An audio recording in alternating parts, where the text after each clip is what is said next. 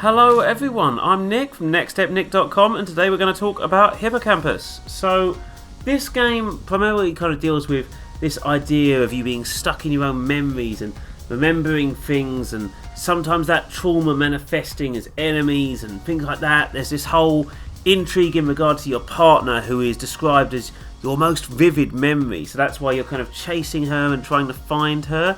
It's kind of interesting, and from the store page the gameplay looked a lot like Devil May Cry meets Dark Souls, and that was interesting. I was really curious to see how this played. It's not out yet, I believe it's out on the 20th, so it should be out as this video comes out.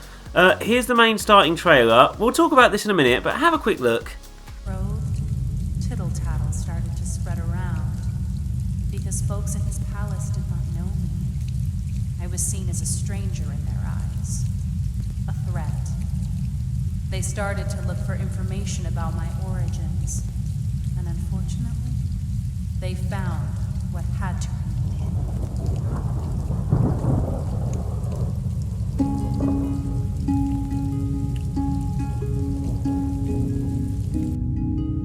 Yeah, you're going to have a lot of questions as well, I think. I was immediately a little bit on edge when I saw this.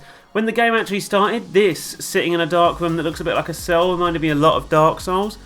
But I really didn't get... I don't think tittle-tattle is a bit of dialogue you should really use when you're trying to get serious stuff across, because it has this sort of... I don't know why, maybe it's because it's alliteration, but it always comes across as a little bit comical. And then she's talking way too quickly for the subtitles. And I think the problem is that I was very open to see this and really see how this progresses, and I was open for it to be something that might be a bit clunky, might be a little bit interesting in regard to design, maybe it needs a bit of polishing, but I thought a bit of love had gone into here. I mean, you can usually tell, as silly as it sounds, from the Steam page. If you look on a Steam page and you can see a lot of effort in regard to subheadings and stuff like that, tends to mean that the developer has a bit of interest in regard to, you know, the product and the growth of the product and the market and the development cycle in general.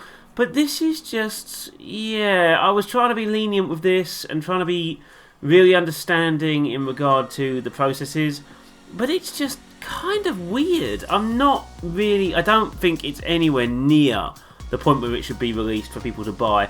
I haven't seen a price point yet. I've kept my eyes open, but like I say, this is out, I believe, today, so we'll have a price point. But I haven't seen a price point for this game, so, you know, if it's like £1, £2, okay, I can understand that if it's a slow development cycle and things are going to get introduced over a long period of time, but it feels very unpolished. There's some interesting elements here. So like with the orbs, they encourage you to use these orbs to basically move around the map, and they do stuff like manipulate the camera when you use them. Sometimes they fire you miles, which is really difficult to control.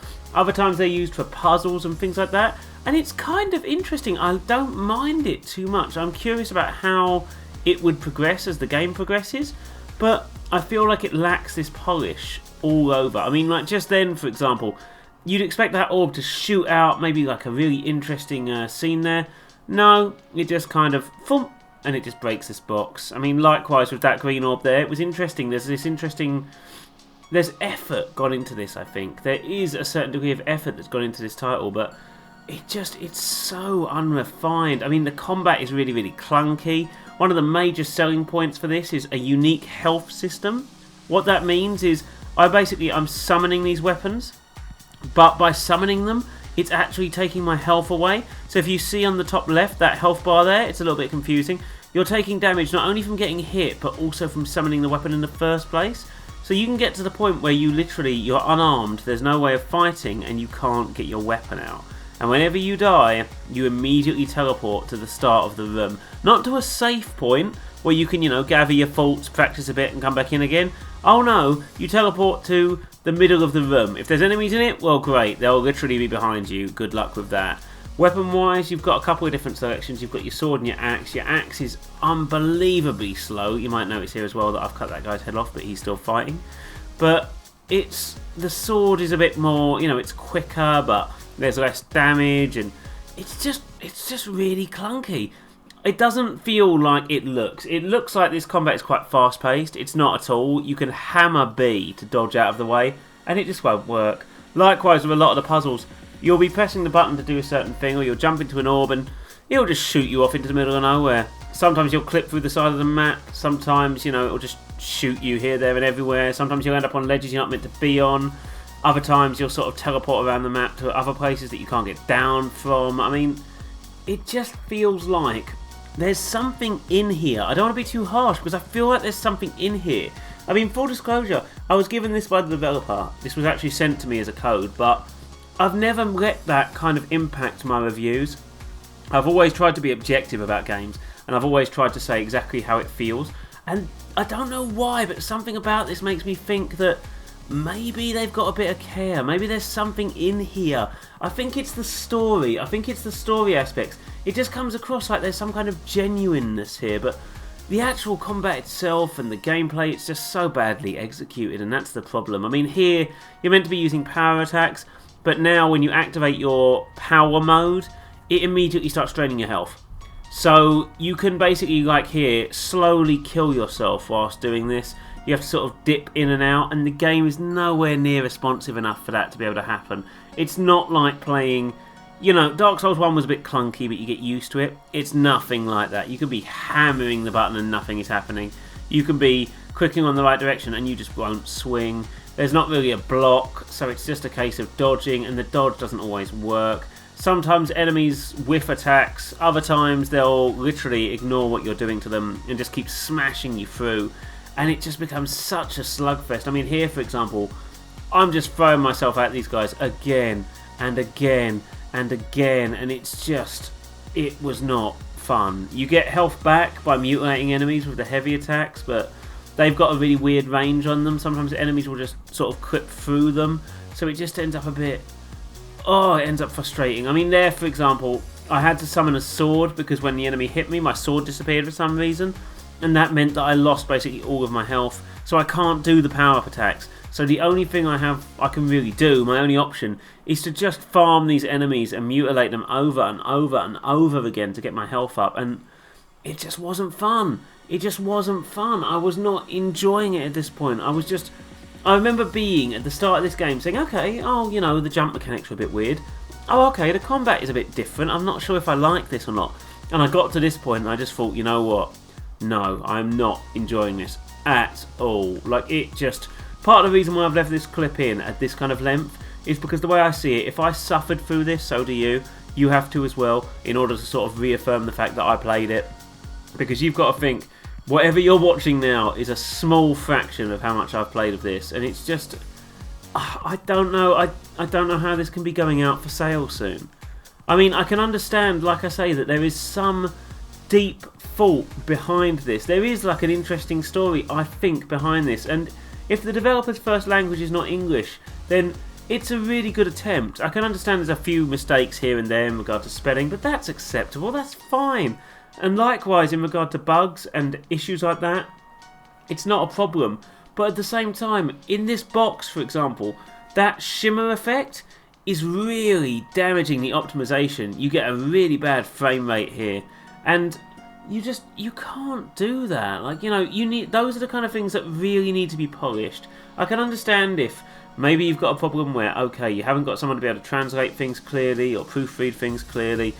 I mean, you can always ask anyone really, and you'll be surprised how many people will help, but I can understand why that might be on the back burner. That might not be a priority. But when it comes to the frame rate and the actual gameplay mechanics, you need to make sure that this stuff is on point before the game comes out.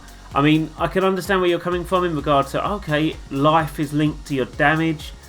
I can kind of get that, but it just, you should really try this out with some testers and just see what they think, because I'm pretty sure most people would say, yeah, this isn't working out.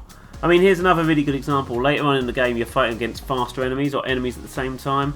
It's a mess. Like, they can move faster than you, they can dodge quicker than you, they have long range attacks, you're often stuck in combos. If you tap attack a couple of times, it's a slow animation, there's not a lot you can do, and then you're just straight back in the front of the room. I mean, these guys have no designated spawn point, so they will literally spawn up in front of you, behind you, at any point. There's no timer on that, there's not a specific point where you step into the room and they're scripted to appear. They can just be anywhere, and they move faster than you, like I say, they move together, and you can't do anything. there's no real block or parry, there's just dodge, and like I say, there's so many little issues. I mean, here for example, they're spawning around the room. I've noticed they haven't spawned at the moment, so I'm a bit confused. Lo and behold, I go to jump down the well, they spawn in the well. So now they're stuck inside the well. I can't progress without going past them, and as far as I knew, it was a little circle in there. I didn't know what was inside that area, but I literally couldn't do anything. There was nothing I could do from this room. I couldn't progress because there's a shield in the way.